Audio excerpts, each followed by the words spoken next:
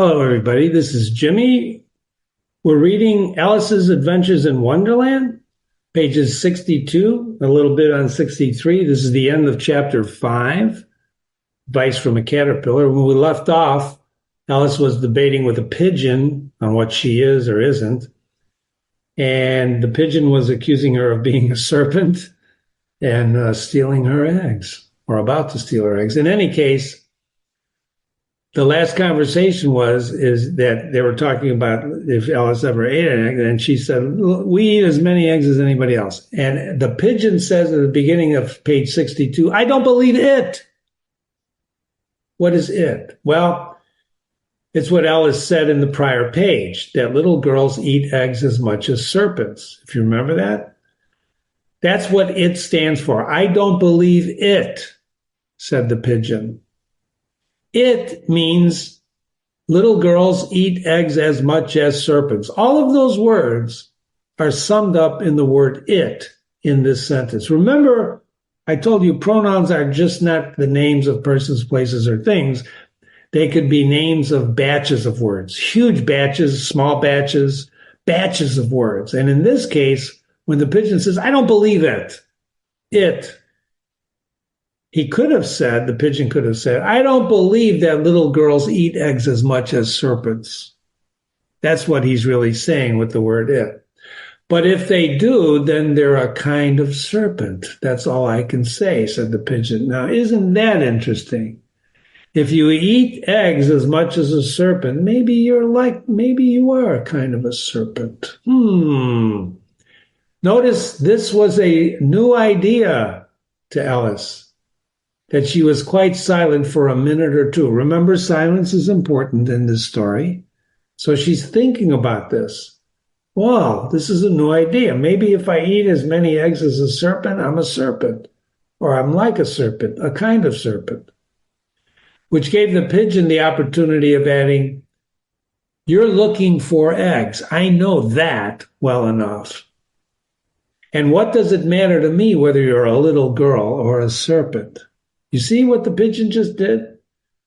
If you eat as many eggs as a serpent and you're a girl, I don't care. You're looking for eggs. You see what I'm saying? The pigeon interpreted her actions as looking for eggs. Is that true? Was Alice looking for eggs? I don't think so. But the pigeon interpreted her actions as looking for eggs. This is an important concept. You see what I said here? Concept. Do your actions define you? Do actions define you? Sometimes people interpret your actions incorrectly, right? Sometimes, you see this all the time. You do something and people interpret it the wrong way. You didn't mean it. I didn't mean it that way. I didn't mean it. But in any case, your actions, in fact, define you.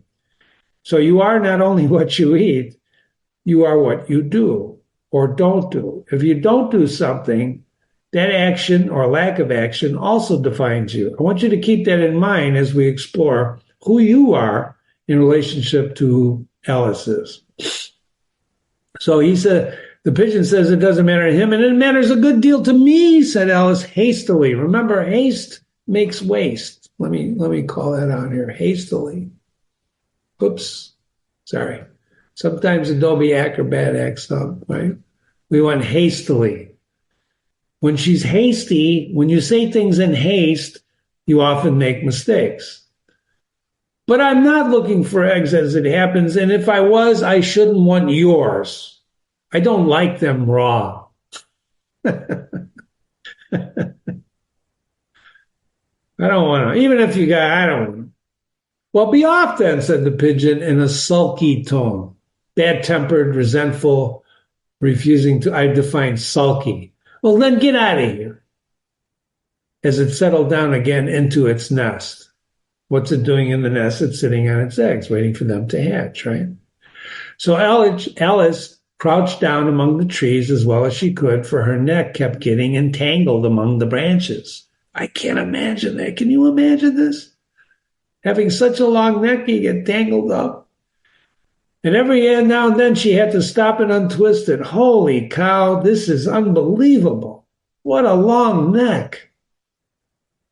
After a while, she remembered that she still held the pieces of mushrooms in her hands, So she set to work very carefully nibbling first on one and then the other. Trial. This is called trial and error.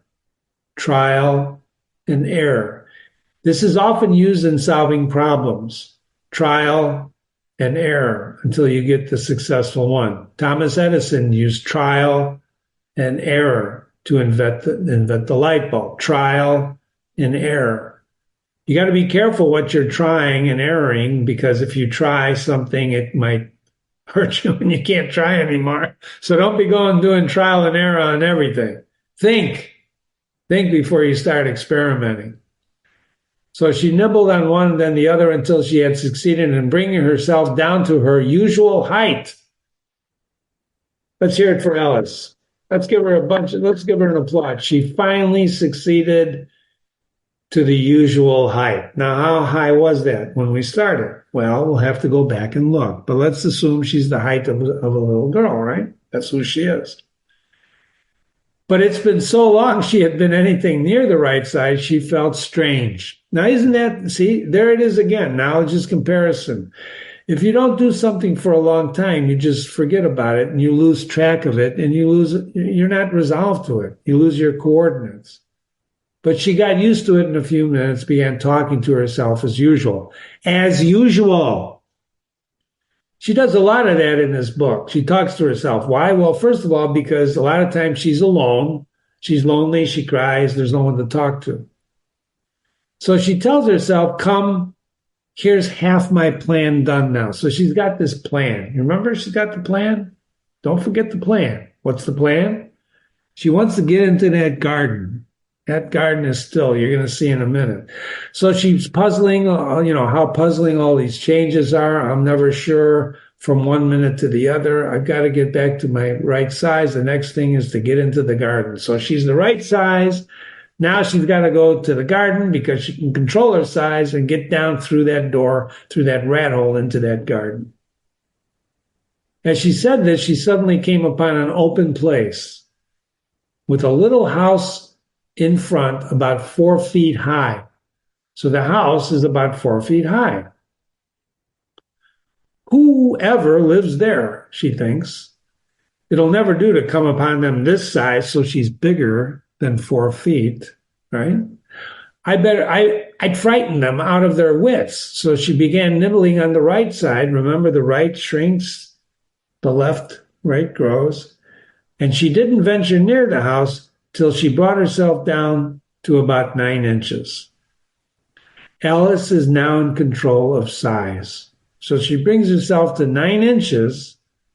The little house is 4 feet. That's about right, would you say?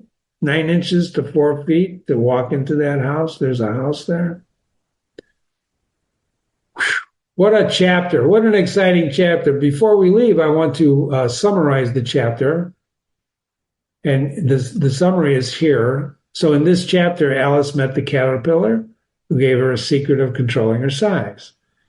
She's still in Wonderland, as evidenced by her reciting, "You are old, Father William." And she argues with the pigeon and finally comes upon a house. Now, what will happen? Your guess is as good as mine. But we're going to find out in chapter 6, Pig and Pepper. Remember, the titles of the chapters have meaning. Remember Little Bill. This is Jimmy. You're reading with Jimmy, Alice's Adventures in Wonderland. My email is jimmy@readingwithjimmy.com. Jimmy@readingwithjimmy.com. Thanks so much. Have a great day.